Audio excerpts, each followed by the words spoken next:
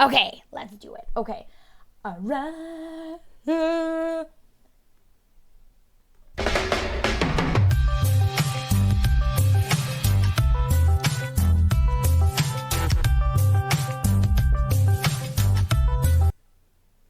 Hi everybody, Poop Witch X here, and we have Converse today on episode 8 of Coven Conversations. We are going to be talking about urban legends. How are you, Converse? I'm doing all right. I'm a little nervous right now, but I'm doing good. There's nothing, the only thing that's nerve-wracking is all the creepy stories we're going to talk about, I promise. But firstly, I wanted to talk to you about, in general, urban legends, because this is something that when you suggested this topic for us to talk about, I was really excited about. I know it's something you're really into and excited about. So how did you get into like urban legends and those kind of stories? Yeah. What got me into urban legends was an episode of Unsolved Mysteries. Mm. Yeah. All I remember from the episode was a guy. It was a retelling of the Vanishing Hitchhiker story, Mm-hmm. which I'm going to be telling a little bit. Yes. And all I Awesome. remember is an image of a man dropping a girl off at a cemetery, and she began walking toward the cemetery gates. And before she got to them, she disappeared. Oof. That's actually okay. So I love that show. I like grew up. Did you watch that show when you were little? Yeah. Yeah, me too. And I think that sort of like formulates a lot of your interest in the supernatural, in the unexplained, is when you start at a young age. My mom loves, as you know, paranormal stuff. So I used to watch the Unsolved Mysteries and things. But I want to ask you, do you feel like there's a difference between urban legends and conspiracy theories? Uh, for me, urban legends really fall into two categories. It's either Mm-hmm. like a just a ghost story, Mm-hmm. and or it's either like a cautionary tale warning you not to do something. With conspiracy theories, is people trying to make sense of something they can't put their wrap their heads around. I actually really like that take because I feel like sometimes people forget that like urban legends are not synonymous with conspiracy theories. They sort of sometimes overlap because people will have this idea that like let's do a very common. Would you okay? For instance, would you consider Bigfoot an urban legend or a conspiracy theory? Definitely a conspiracy theory, even though there's like stories about it. Yeah. Okay, so that's what's interesting is that I feel like I don't know. I feel like Bigfoot is an urban legend because I feel like okay, if there was any proof or anything, like I feel like it's a spooky story. Someone probably saw something in the woods but I don't feel like it's a conspiracy theory because I feel like a conspiracy theory means that it's something like malevolent. I don't know, not malevolent in like almost a governmenty way. Do you kind of feel that way or is it like not at all? I can see it because right now on the Navajo reservation, there's been like an like more on Bigfoot sightings. So I don't know how like they're just is coming like more common over there. Yeah. Well, you know what's interesting is that like I guess a lot of people think urban legends are like ghost stories that maybe have some roots in history and conspiracy theories are maybe meant to manipulate, but the only thing is that what is okay if you say Bigfoot is a conspiracy theory, what is that to manipulate? You know what I mean? Like what is that what are we trying to get people to like not go in the woods because there might be a very tall there are bears in the woods don't you Yeah. know what I mean? So like what do you feel like about that idea that conspiracy theories are there for manipulation? Mm, Do you feel like that has any kind of merit or do you think that maybe urban legends and conspiracy theories do sort of have like overlapping energies? uh, yeah, I kind of feel like they kind of overlap Mm-hmm. every now and then. Yeah, because also you could say that like aliens, right? I don't mean to go to Yeah. aliens, but aliens, some people could say are conspiracy theories. There are people who have that they're historic things. It could be an urban legend. Like it's very. I feel like the Yeah. lines blur depending on what it is. But we are specifically talking about urban legends, which both of us chose spoopy things, not governmenty things. Yeah. so let's get into what is one of the things, urban legends, you wanted to share with us tonight. Okay, so the first one I wanted to share is the vanishing hitchhiker story. Mm-hmm. Yeah. So I'll just tell that one real quick. Yeah, please. A young man was driving home late one night.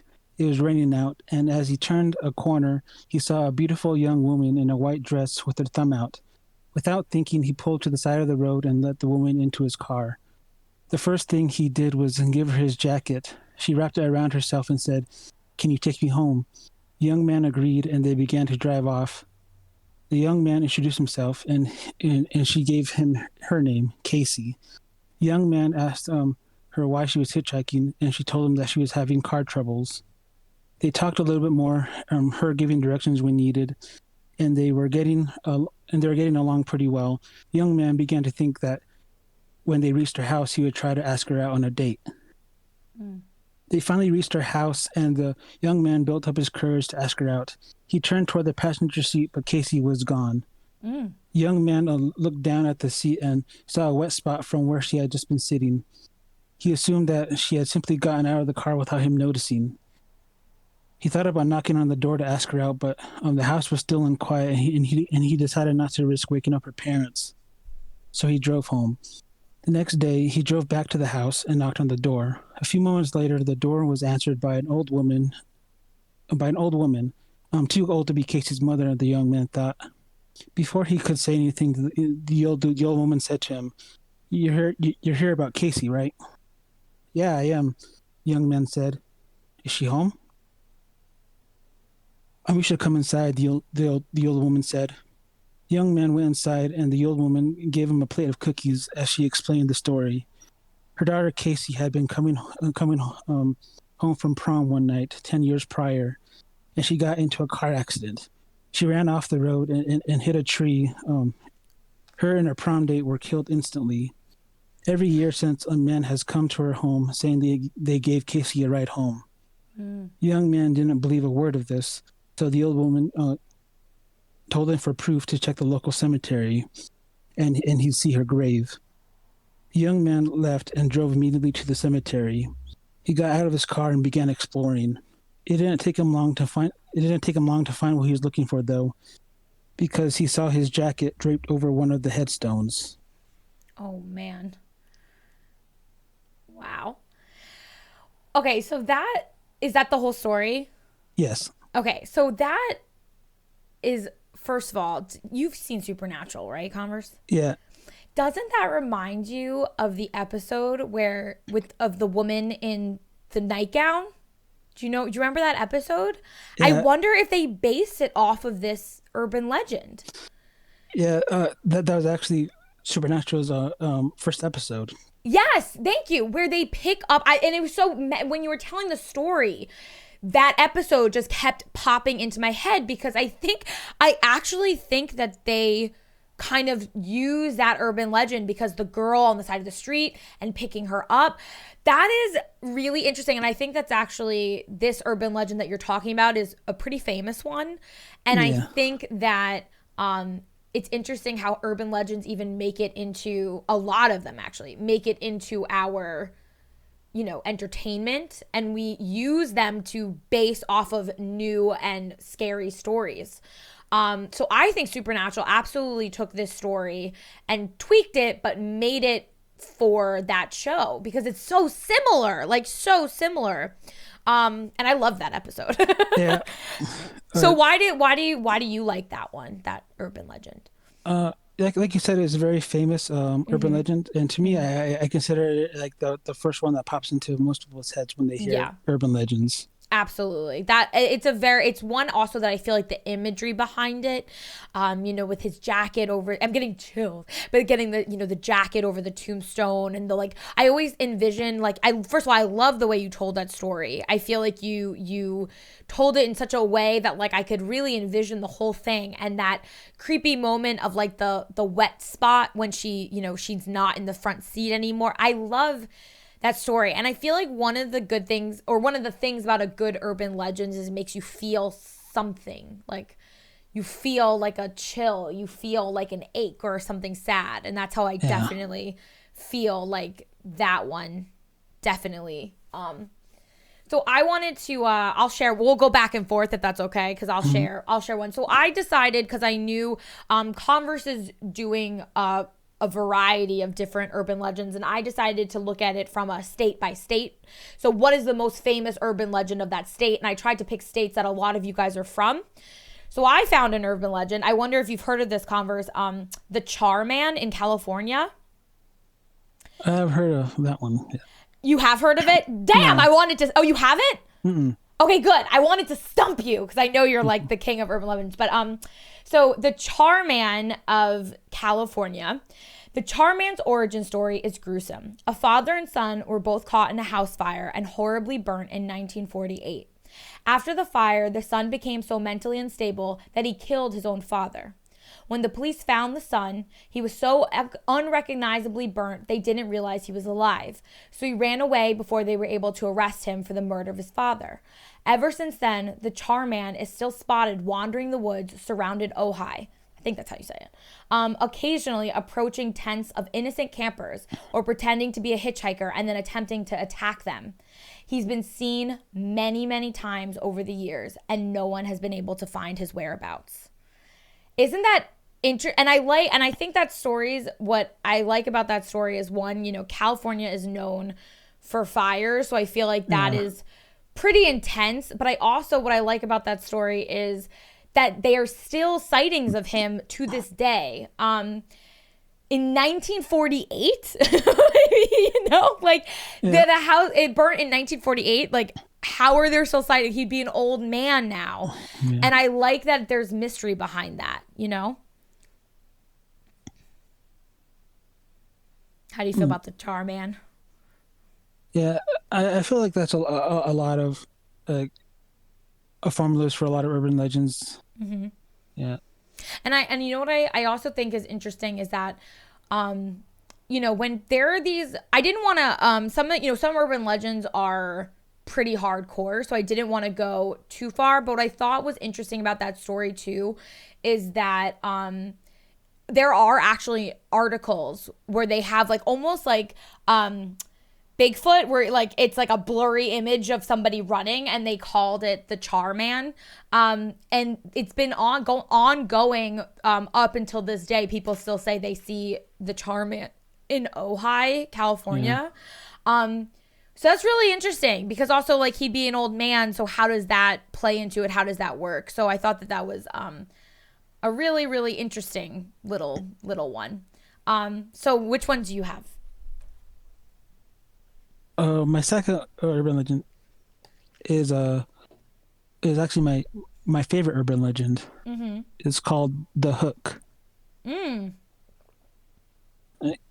So one night, a couple were driving home from the movies, and the boyfriend decided to take a drive to a makeout point. He turned on the radio, and they began to make out. But then a news bulletin came through on the radio, saying that a patient from the local mental hospital broke out, and he was considered very dangerous, and that the residents of the town should be on the lookout for him, and if they ever come across him, to call the police. The patient was easily recognizable because he had a prosthetic hook in place of his right hand. This news scared the girlfriend so much that she instantly told her boyfriend to drive home. The boyfriend attempted to calm her down by saying the mental hospital was miles and miles away, so there was no way they'd come across him. After a few moments, the girlfriend agreed that he was probably right, and they went back to making out. But then the girlfriend heard a noise coming from the woods, and she begged that they leave. The boyfriend began to attempt to calm her down once again, but she wasn't having it, and continued to try and get him to drive off. He realized that she wasn't going to let it go, so he sat back up and turned on the car, and they drove away quickly and in silence. After driving for a while, the boyfriend began to chide his girlfriend for making them leave, saying that it was probably nothing and that she was getting worked up over nothing. She began to feel bad because she started to think that on that it was probably nothing, and that she was just being stupid. He eventually reached her house, and he got out of the car and made his way around the car to open the door for her. The girlfriend sat in the passenger seat, waiting for him to open the door, already planning on apologizing again when she got out. Then she realized that she had been waiting a while, and she looked up. Her boyfriend was stood at the front of the car, staring straight ahead at something. She began to turn to see what he was looking at, and she caught a glimpse of it in the side view mirror. A prosthetic hook was hanging from the car handle. Ooh.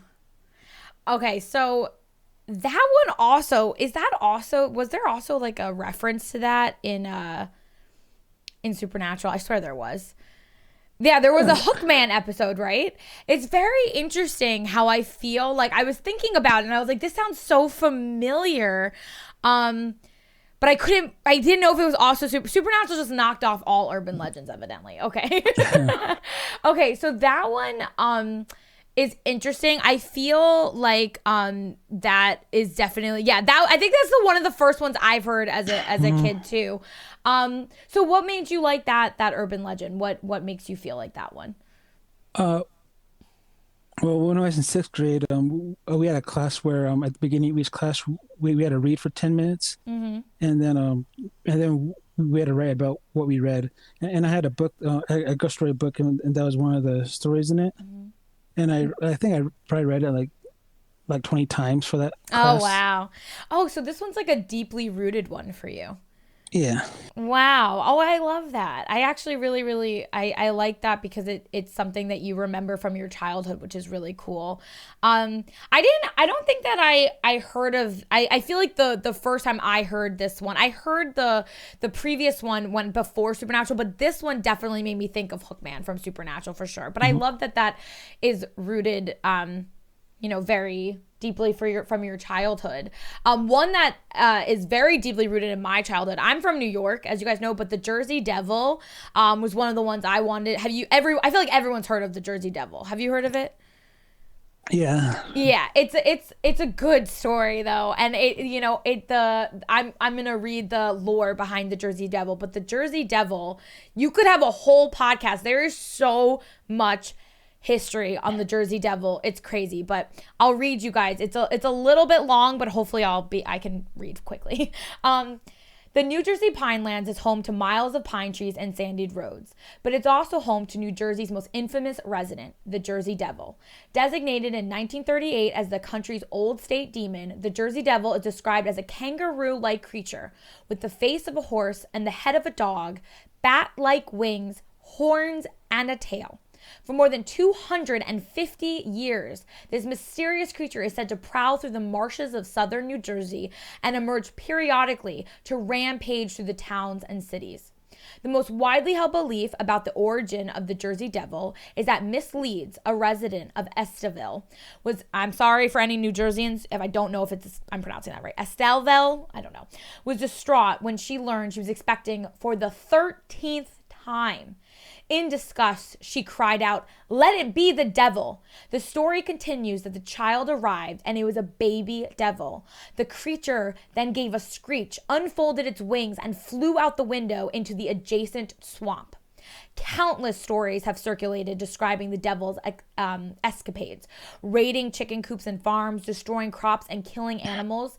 His presence has been seen and felt by many in at least 50 different towns when he emerges from his natural lair in the Pinelands and wanders throughout southern New Jersey, sometimes intriguing and sometimes terrorizing the residents.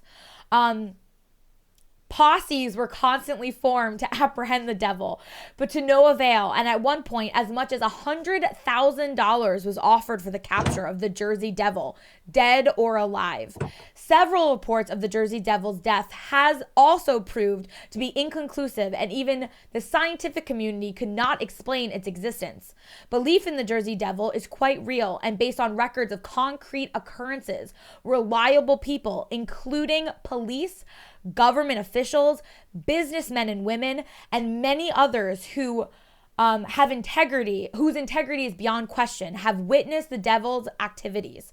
To this day, people traveling down the Garden State Parkway or the Atlantic City Expressway report sighting of something unexplainable or tell stories of strange occurrences or noises they hear. Many continue to believe that the legendary being is still around, disturbing the region, and will continue to do so for generations to come. So this is one I grew up with. I have heard about the Jersey Devil. I have family in Jersey who actually does live in southern Jersey. And converse, one of my first ever ghost expeditions was I went out with my cousins into a fieldy bog thing. And they were like, if you shout 3 times, you can summon the Jersey Devil. And let me tell you, I was like 9. I ran for my life. I was like, absolutely not. Get me out of this boggy marsh.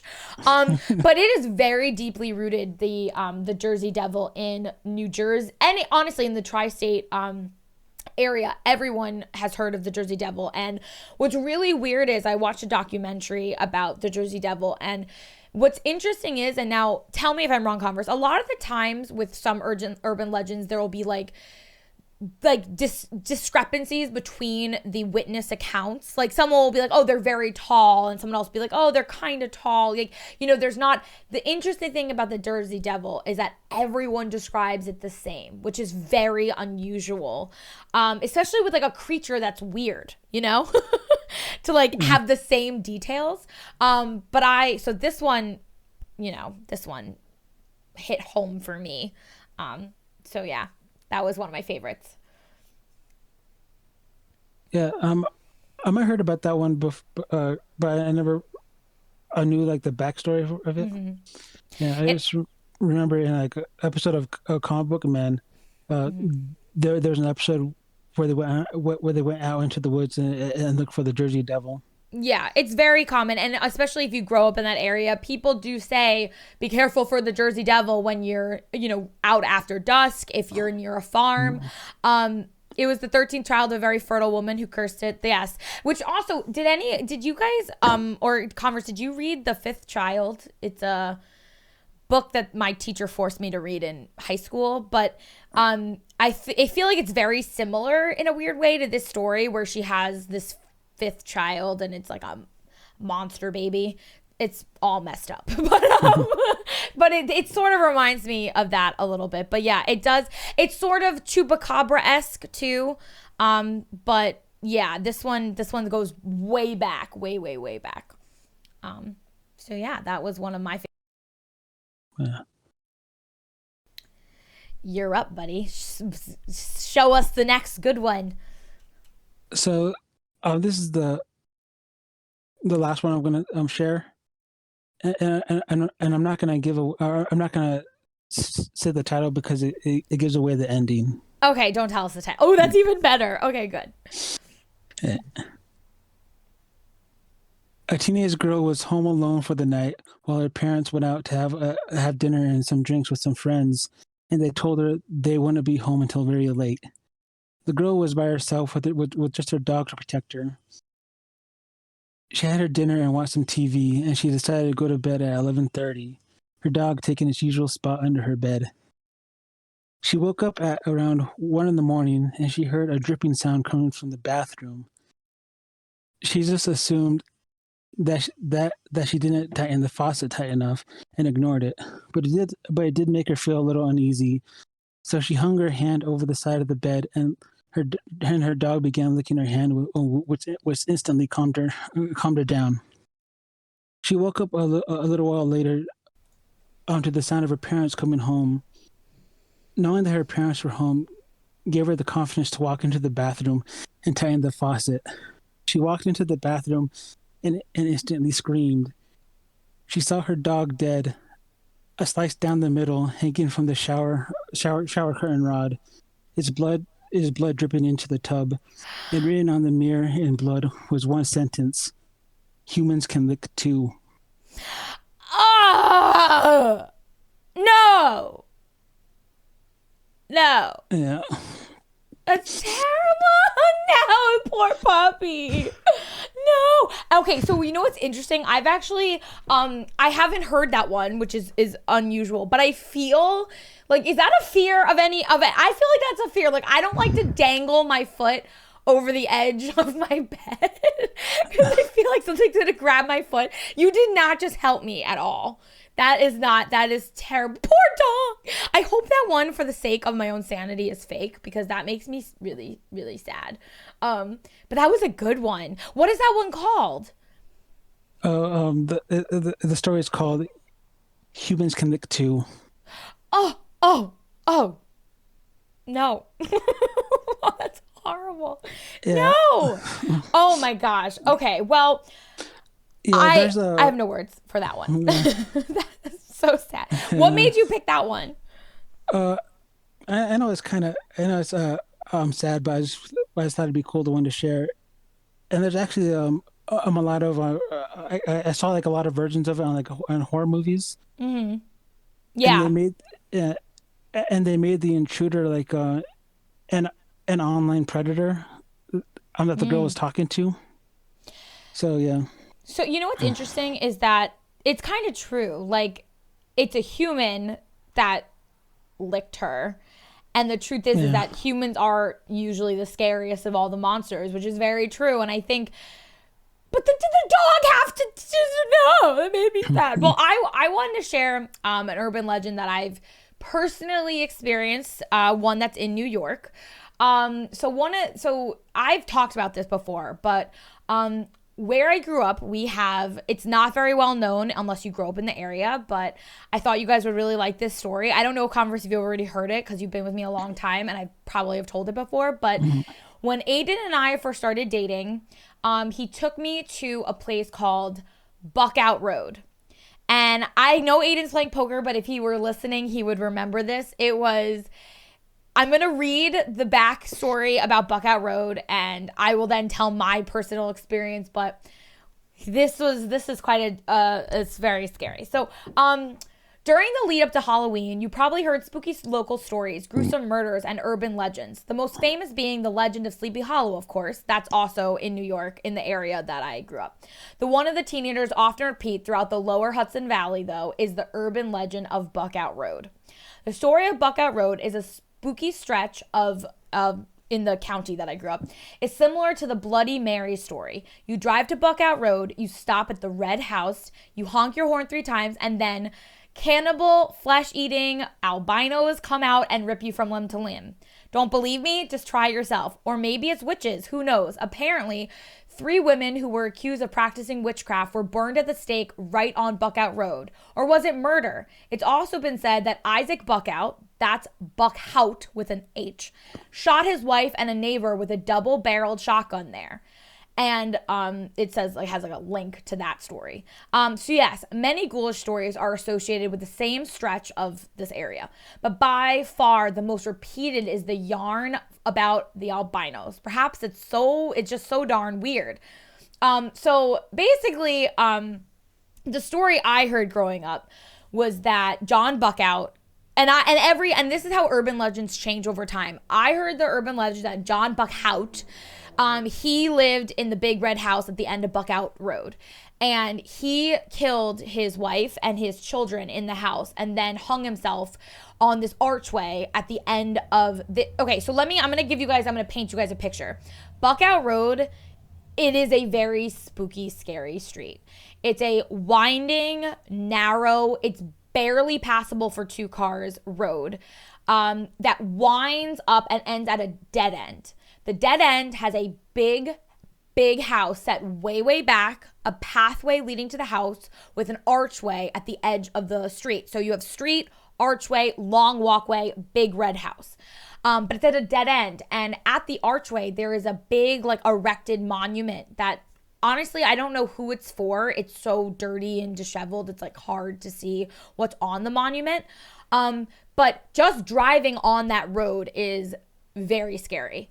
So my story when I grew up is that I heard that John Buckout killed his family and then went out and hung himself on the archway at the end, and that monument was erected for the loss of his family. When Aiden and I, being teenagers, and I was with a group with his friends, we decided on Halloween night to drive the street of Buckout. Now, we do not people live in that house, I believe, although honestly my memory of it feels like it was an abandoned house, but I don't know. But this is the truth.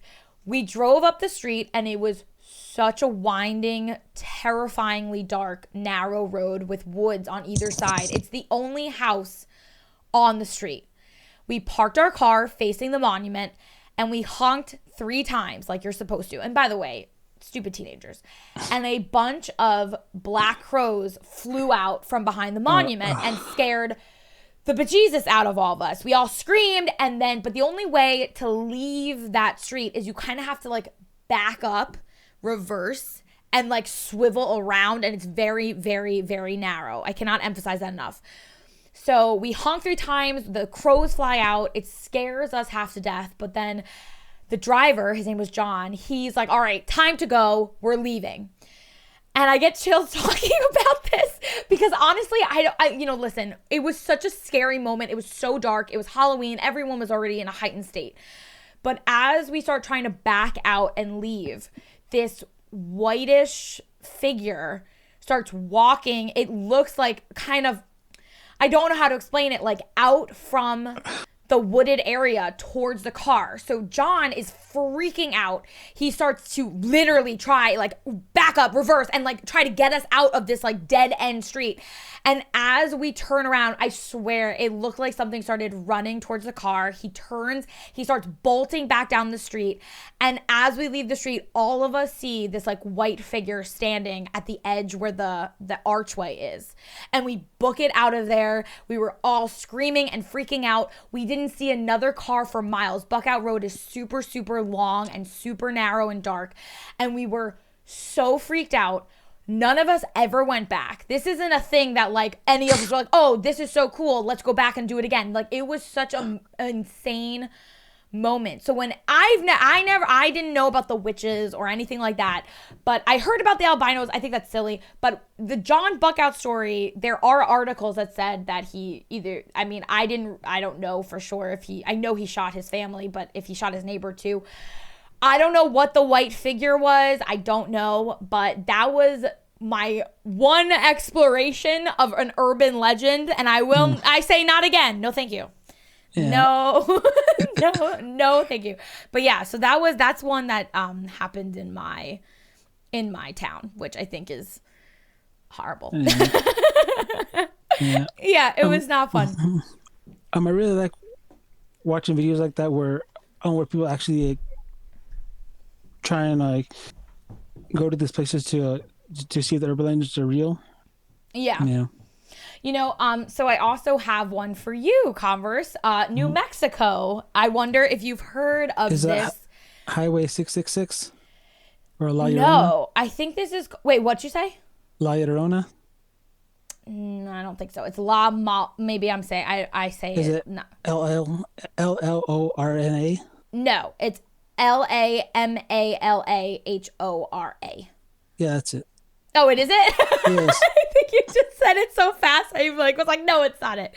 But okay, so we'll read it for the community because this one takes place in Converse's home state, New Mexico. How can you say it again for me because you say it correctly and I butcher it? La Llorona. There you go. Which translates to the evil hour. Is an entity that you don't want to run into in a dark road. Legend says that at first, it appears as a ball of black energy, constantly moving and changing its size and shape. If you look at it, it will drive you insane and will slowly kill you. At other times, it appears as a scary-looking woman. It's said that if you see her at a crossroads, or you see someone, you or someone in your family will die. Have you heard of this one before? I haven't heard of a version of it. What's the version you've heard? My version is it's called The Weeping Woman. And it's about this woman who she found out her kids were she found out her husband cheated on her. Mm-hmm. So she killed him and she also killed her kids by drowning them in the river. Oh no. Oh no. Oh no. So wait, so Yeah, the story that you've heard is that she's like a ghost who. yeah. Who haunts the river that like runs through my city? Oh boy. Have you ever like gone and ventured into the river? No. That would be, how is it? Is it, well, I don't want you to tell you where you live. I was like, is it close by? But, that's actually a really tragic story. Mhm. Well, I wanted to ask you, do you feel like urban legends, a lot of people just think they're complete, BS and that they're completely just made up and they're just, stories. But do you sometimes feel that some urban legends are rooted in truth? Yeah. What I think happens is like it's probably like just like a normal story, but people like w- would try to spice it up when retelling it, Yeah, and then like it over gets time it just goes warped. into this big story. Right. So it gets like warped over time into a much scarier kind of story. Because like one of the other urban legends that just came to my mind is the story of Roanoke. And I'm not talking about on American Horror Story and what they talk about on American Horror Story. But what's interesting about Roanoke is basically it was like a thriving little village, and inexplicably, and then I think the story goes is that a bunch of there was a bunch of men and women and children who developed this little town in Virginia in Roanoke, and a bunch of the men set off on a voyage to go, I guess, get some more supplies or whatever. And when they returned back to the village, everyone was gone without a sign of where they went or what happened. So there's all this lore associated with that they were like abducted, that something very malevolent happened. In even American Horror Story made an entire season called Roanoke.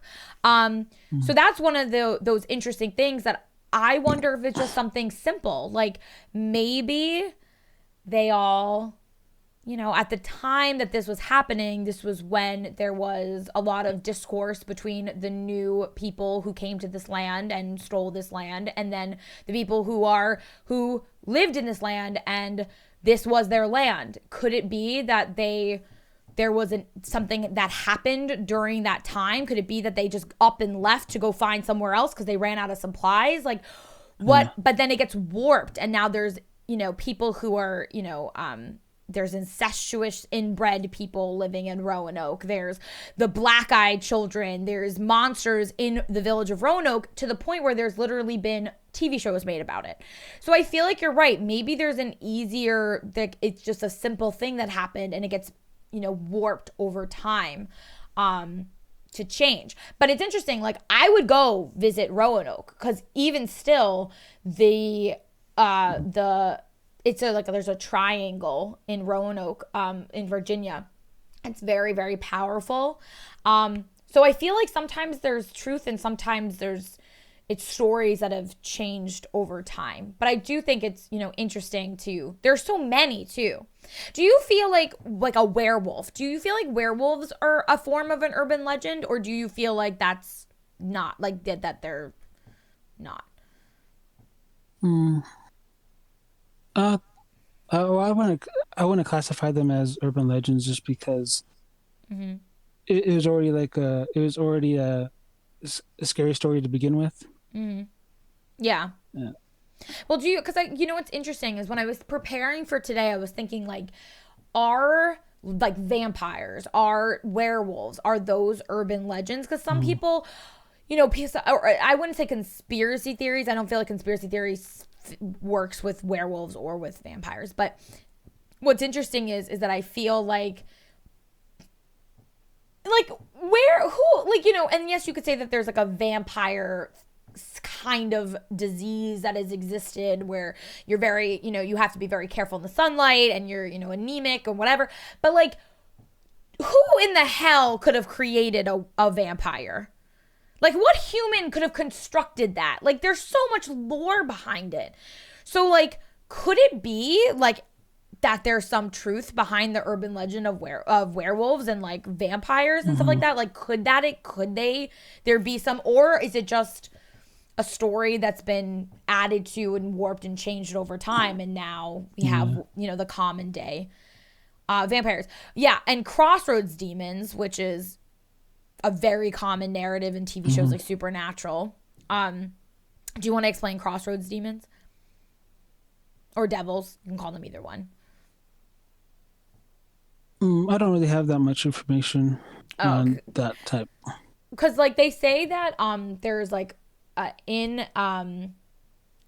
when roads cross, that's a very like powerful junction, and that you'll sometimes come across somebody called a crossroads demon or a crossroads devil, where you can go to the crossroads and you usually have to construct some type of sigil, and then the demon or devil will come. You can make a bargain for your soul. It's a super popular trope in Supernatural, but it actually is rooted in lore. Robert Johnson was a famous blues guitar player and was said to have sold his soul for the ability to play guitar better. There's a lot of that sort of narrative too, of like people selling their soul for fame. I often make jokes that Kris Jenner sold her soul for her family to all be famous, because I don't understand. But yeah, that's a very common sort of thing that happens.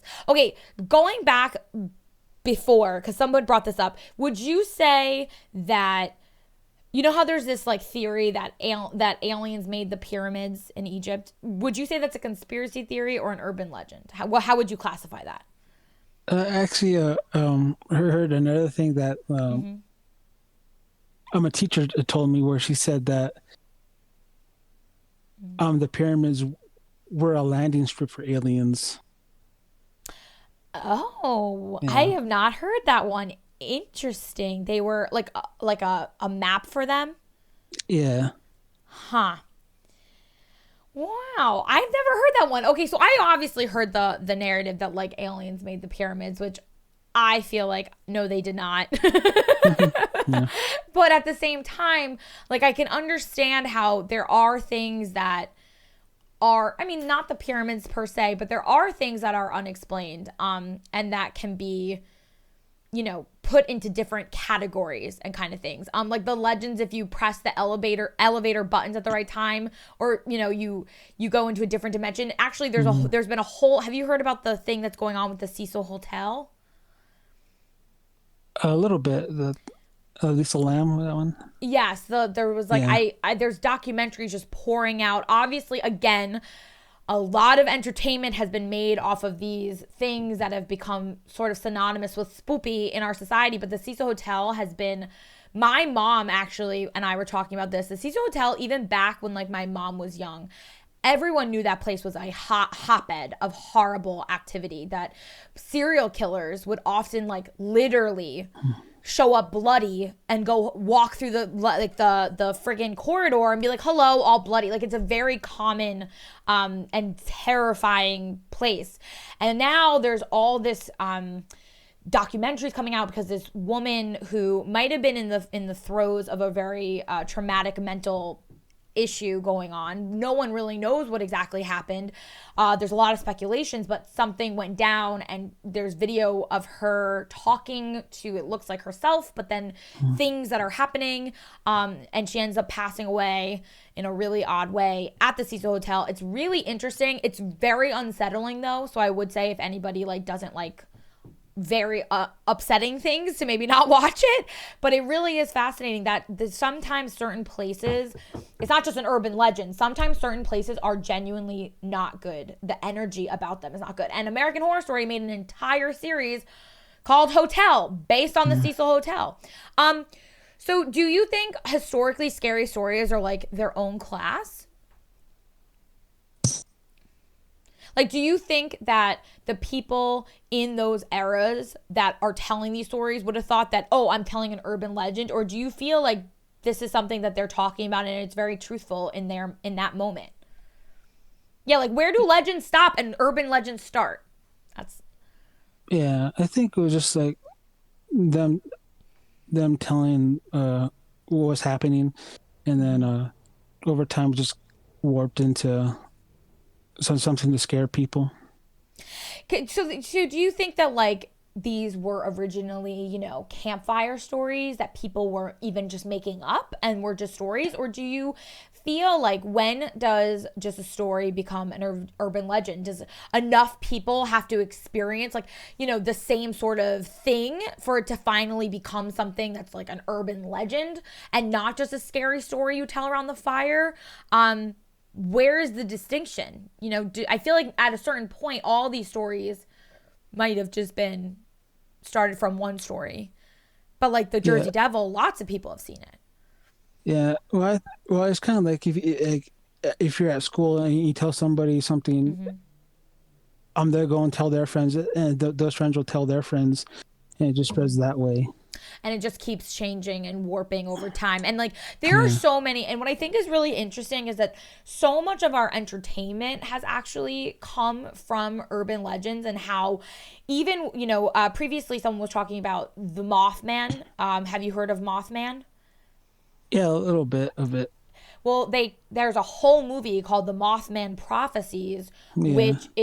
which I've seen a bunch of times, which is supposed to be a basically like based off of the Mothman urban legend. And obviously supernatural and American Horror Story, but so much has gone into continuing these stories too, Yeah. throughout society. I feel like urban legends will live on, and the old ones will continue to stay, but also new ones will, change. Yeah. And I think that's a really interesting thing. Yeah. I think the urban legends like that are being made today, and they're being called creepypastas. Yeah. Yeah. The name might change from like, Yeah. but absolutely. And I agree. What's happening at the Cecil Hotel, which by the way, guys, the Cecil Hotel is jacked anyways. The thing that happened with that poor woman was a tragedy and was very frightening. But the truth is that the Cecil Hotel has had a very prolific bad history for a long time. I think the serial killer Richard Ramirez, is that his name? I think that's his name.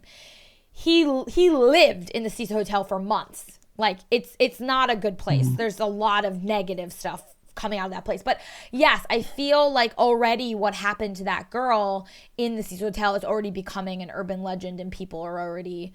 But the only difference is now with technology, do you feel like the way we tell urban legends are going to be different because you kind of have to have proof now? Um. Well, I think it's kind of a mixture of both, just because there's like some subreddits where a lot of creepypastas come out, where everyone just can just write their own whatever they want. Yeah. And they can keep making up stories, and then the stories can become urban legends. But I do feel like a good urban legend, something that really shakes you to your core, is something that genuinely has a lot of witnesses or proof or something, because then it becomes like, whoa, like that. I feel like something, like I feel like, when we hear these stories about things that have been going on for 200 years. And yes, they can be scary and they can be, but the truth is that as we're in this technology era, and as we progress further into it, I think that urban legends are just going to become scarier because there will be documentation. I feel like reading stories online isn't going to cut it anymore. I think like the video, you can literally watch, going back to the Cecil Hotel, you can watch this woman in literally hundreds of different videos, and it's very bizarre, and it's very upsetting, and it feels very dark in nature. Whatever is going on, there is something going on, and you can actually watch it. And I think that changes the entire narrative, because humankind, we read something and we're like, okay, but when you see something, it kind of all of a sudden like makes it way more real. It's hard to dispute what you can literally see with your eyes. You know what I mean? Yeah. And that makes it definitely more scary. And I love this topic. And I think that, go ahead, babe. Oh, going back to on the creepypastas for a little bit. Yeah. I actually wrote one, Did and you? yeah, it's not scary because of the story's called Pikachu's butt. It's a story about my I experienced, and I actually found out recently that someone actually made a video about it. About your creepypasta? Yeah. Oh my God, that's so funny. Oh, Hmm. that's so funny. Well, it's not scary though. Yeah. Oh, okay. But that's cool though that somebody actually took your words. And see, you're kind of proving the point that you write something into the universe and then people adapt it and change it and morph it. And then all of a sudden you'll see your story 10 years from now and it'll be, an urban legend. Yeah. Well, I just want to say, Converse, thank you so much for coming on with me today and talking to me about all the different urban legends. I love talking about scary stories and stories that make you feel something, stories that as a society we all have heard, but it's never stopped shaking you to your core a little bit. Is there anything else you want to share with us today, Converse? Because it's been an hour, if you could believe it. Time freaking flew. It flew. Is there anything else you want to share? I think that's it. Yeah, I don't really have anything else prepared. Well, I just want to say, Converse, I'm super proud of you, and I'm so appreciative that you took the time out to come talk to us and share some of your favorite spoopy stories. And I would love to do it again, and we could maybe we'll talk about conspiracy theories next time, and we can see the differentiation between the two. But I just want to say thank you so much, Converse, for coming on episode 8 of Coven Conversations with me. I am Poop Witch X, and this was Coven Conversations. Thank you so much, Converse. We'll see you next time.